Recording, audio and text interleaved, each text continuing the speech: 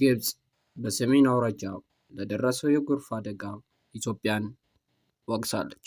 Egypt, Sudan, and Ethiopia are at odds over who controls the world's longest river.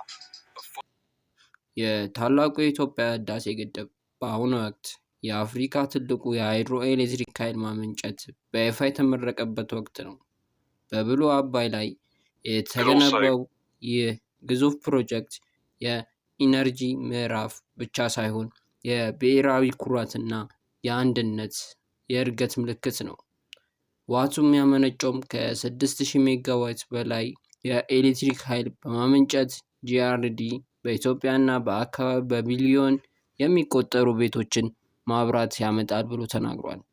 ነገር ግን ታላላቅ የሚባሉ ዲፕሎማሲ ፈተኖች ቢገጥሙ በግብጽና በሱዳን ላይ በአባይ ውሃ መብት ላይ ስጋትን ፈጥሯል።